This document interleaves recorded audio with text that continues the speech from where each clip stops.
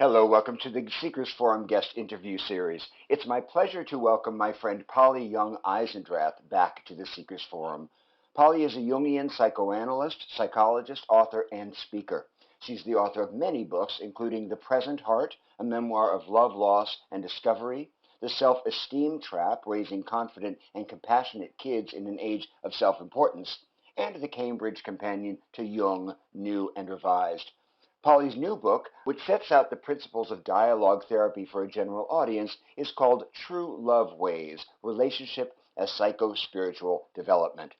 In addition to Polly's work as a psychologist, she's also a Buddhist teacher and practitioner of many years, which is why I wanted to talk to her about this month's topic, Teachers and Gurus Choosing Wisely. Polly has a lot of quite direct and sometimes provocative things to say on this subject, and I hope you enjoy our conversation. Well, welcome today to Polly Young-Eisendrath, who is one of my favorite teachers and a dear friend. Thank you for being with us today, Polly. Well, thanks for having me, Mark. I'm really looking forward to our conversation. Me too. So we're going to be talking about teachers and gurus choosing wisely. And I just want to start by asking you, what is the right balance in the teacher-student relationship between surrender and discernment? Where do we have to obey and surrender, and where do you recommend that we maintain discernment? Well, I have never actually thought about those two together, so it's going to take me a moment, but my first thought is that you should never lose your discernment. When I talk to people about working with spiritual teachers, I assume we're talking mostly about spiritual teachers. Yes, absolutely. Gurus. Yeah. Although it could be, your English literature professor also. It could be anyone you hold in high esteem, but especially a spiritual teacher. You should keep your eyes and ears open. You have a responsibility to yourself to always choose what you are doing, because you're responsible for your actions.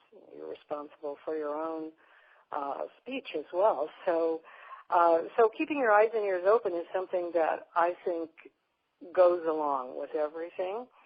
But there are certain kinds of surrender that are necessary in spiritual practice, and probably also even in other kinds of learning, where you have to surrender to the expertise of the other person.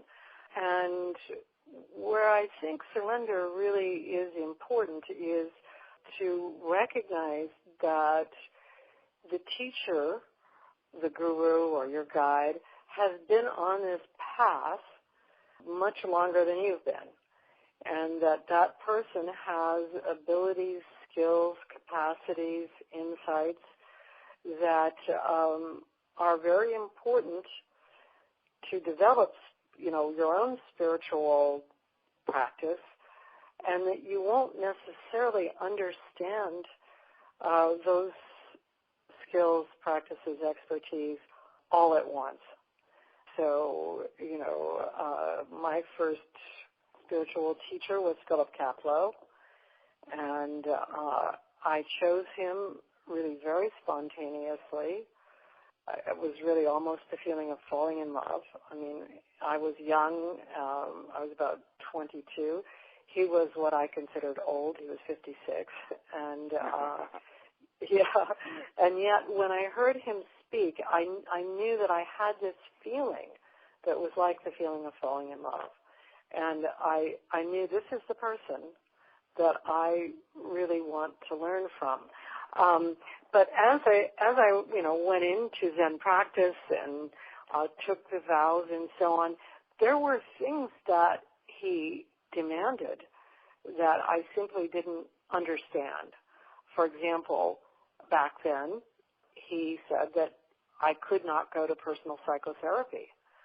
In order to practice with him, I had to simply follow his directions on everything, and it would be like following another master, is what he said. You can't follow two masters. And I conformed to that for about 4 years, and then I realized that I was suffering psychologically just too much, and that the Zen practice wasn't addressing that suffering. And so in order for me to go to therapy, I had to leave the practice with him at that point. Was that a difficult decision for you to make? Yes, it was, yes. Although when I went to talk to him about it, he was remarkably understanding. And what he said was sometimes people need to follow an individual path for a while, but don't lose track of your practice, which was really very good for him to say, because, in fact, then I didn't feel that I was leaving Buddhist practice. I felt like I was going to psychotherapy and exploring some other way of dealing with my mind.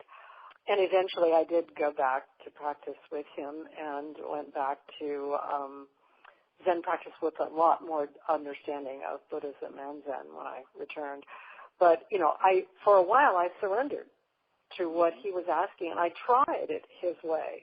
It just didn't work for me. And in retrospect, Polly, were there benefits to to his recommendation when you look in retrospect, even though you were suffering more? Do you see why he recommended what he did? I do. I mean, I would say, in retrospect, I think it was the wrong recommendation, and I know that people at Rochester Zen Center do not have that point of view anymore. And in fact, Kaplow changed his mind as well. When I went back to practice with him in the 90s, he said he regretted having demanded that of his students. But on the positive side, I think there was so little understanding in our culture. This was in the 1970s, so I started there in 1970, and then in 71 I took vows. There was so little understanding of the worldview that goes along with Buddhism and Zen that I think had he let his students just kind of muddle around, there could have been a lot of confusion. By demanding that we step in deeply, right at the beginning, and basically also not read any books except the 3 pillars of Zen. Mm-hmm. So we were to read his book, and we would do the practices that he was assigning, and we were to go to the retreats at the Rochester Zen Center at the sessions. And that really did allow us to do a kind of deep immersion into the practice that might not have been possible otherwise. I see the point of it. Right. Right.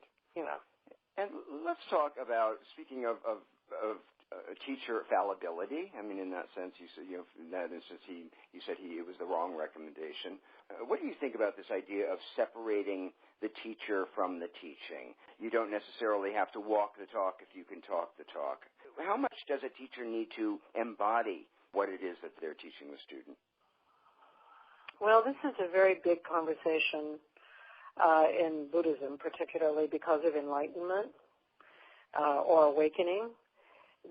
So there's an argument. I'll tell you what my view is in a moment, but let me just say that there's a big argument that comes particularly from Tibetan Buddhism, but also I would say from Zen Buddhism, that if you're awake or if you're enlightened, then you act wisely all the time, so that you have a natural ethic about yourself, that you just know how to choose the wisest, most ethical, and even perhaps the most compassionate way to respond to life and difficulties and so on.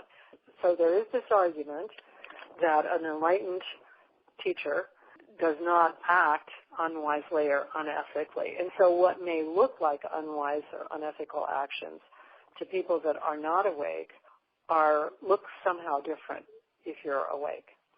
So that's one argument. And the other argument is there really isn't an enlightened person, but there are enlightened actions.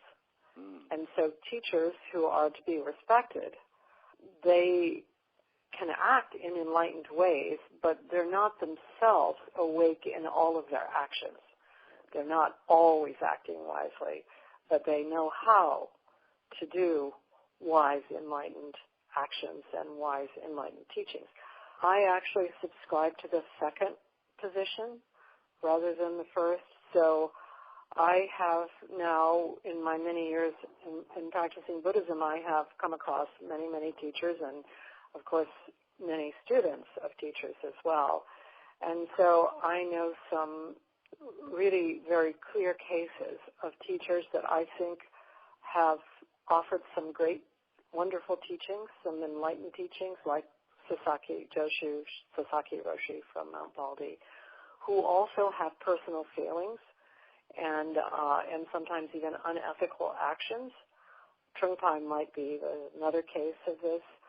And I think it's very possible that a teacher can have wise and enlightened actions in certain areas of their life or in certain aspects of the psyche, and then still have some psychopathology or some failure in other areas.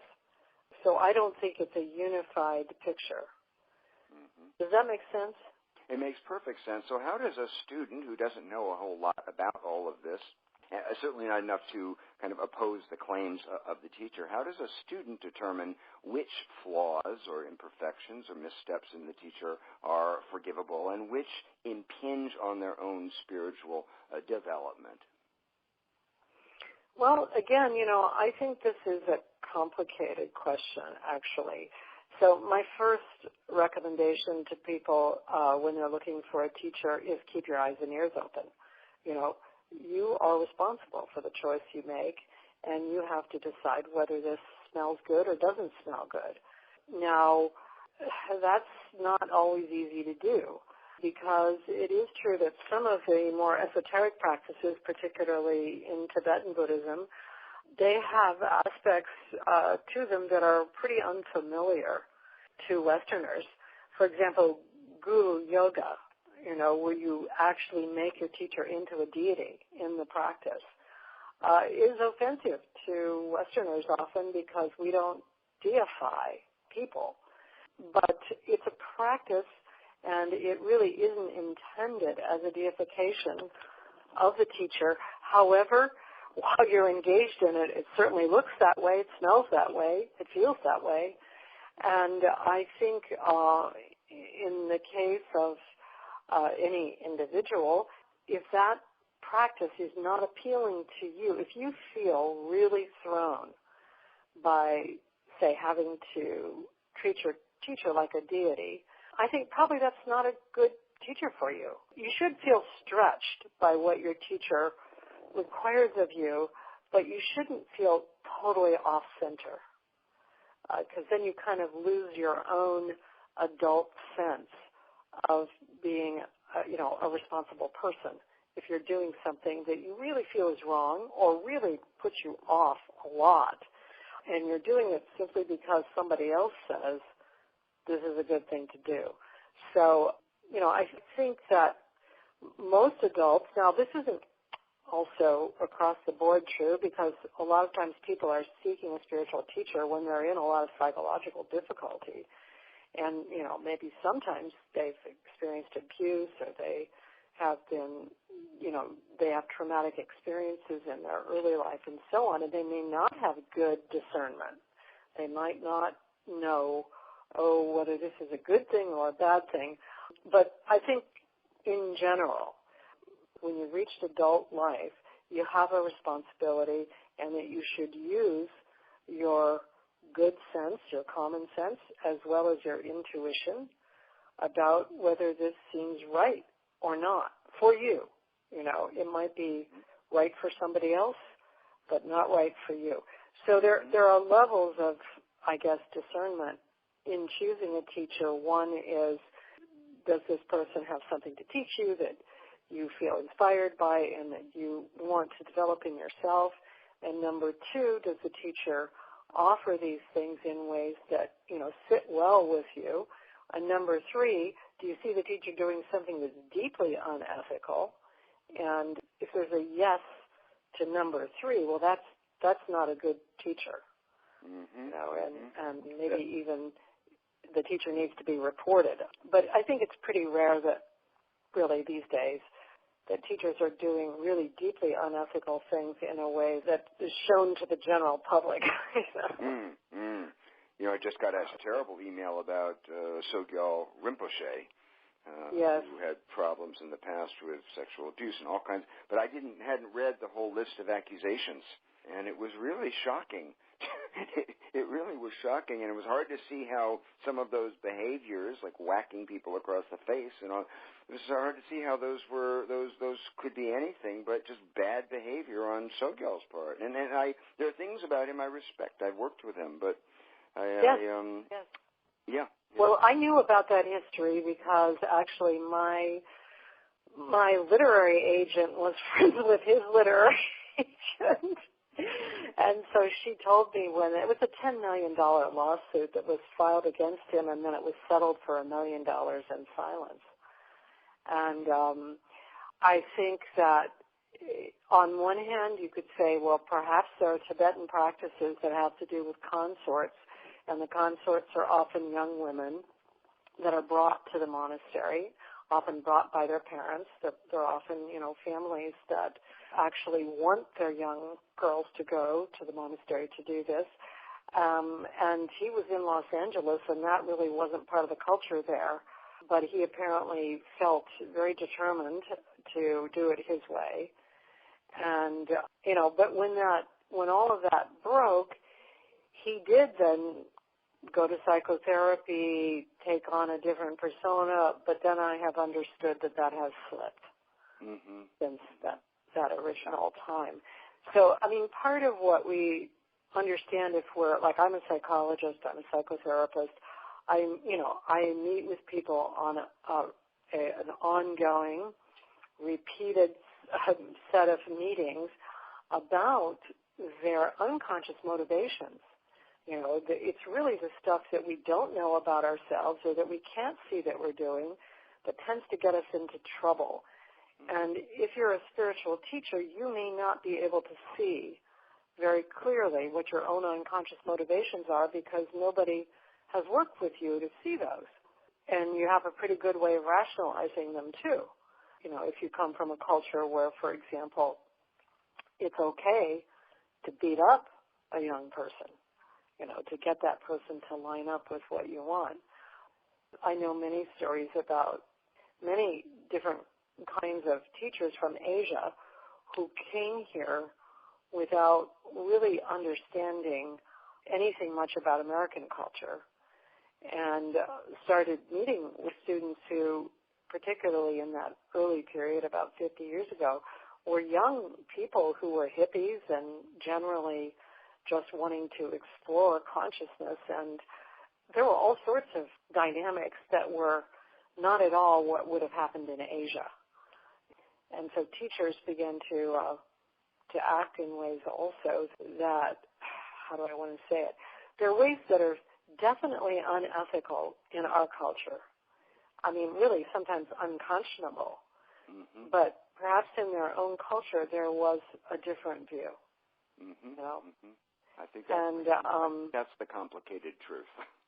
It's complicated. So I think that, again, so many things that all of us experience in going to authorities, authority figures, even therapists, to priests, to teachers, to gurus, we really have to keep our own eyes and ears open about, because perhaps,